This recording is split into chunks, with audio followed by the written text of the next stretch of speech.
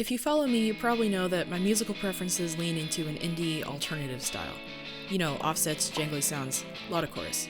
So when I got an SG last year, it left a few people puzzled, to say the least. Gibson SG, that is so not alternative. What's next for you? A Marshall Plexi and an AC/DC poster? Just joking, but why an SG? That is one kind of guitar that I associate always with 70s rock, so I find it a bit difficult to imagine someone like you playing one. Explain. And I thought that comment was funny because I've always been in the camp of thinking that gear doesn't make the style, it's what you do with it that does. I've wanted an SG, I really like playing it, so I'll just make it alternative. Anyways, I didn't pay it much mind.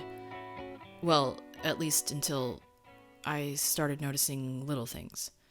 I found myself leaving overdrive pedals on more often. I ditched most of my reverb pedals, and chorus was no longer my go-to effect. It really escalated when I started preferring the dirty channel on my amp and unplugged from my pedal board altogether.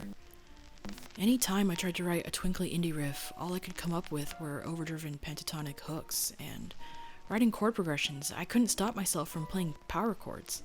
It was like all other techniques had just vanished from my vocabulary. It was really weird. And yet that comment lingered in the back of my mind. Could I really not be able to make this SG alternative enough? No, that's fucking stupid. So I thought I'd write a shoegaze track with the SG to prove the guy wrong. I mean, not only that, but to also ease my own mind a little bit. It's all in my head anyways, right? So yeah, I freaking did it. I came up with this cool open-sounding chord progression, had a nice original melody on top with a reverb-drenched lead.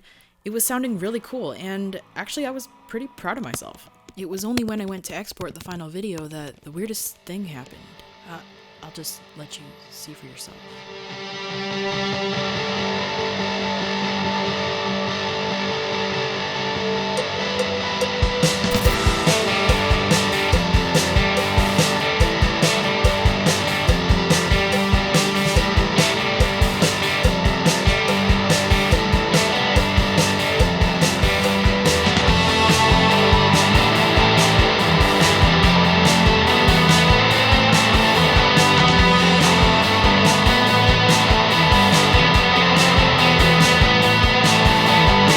This isn't what I wrote. My riffs were original.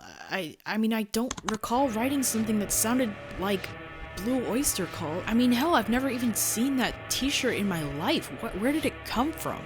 This was all too weird. It was really freaking me out, so I put down the SG. But the paranoia didn't go away.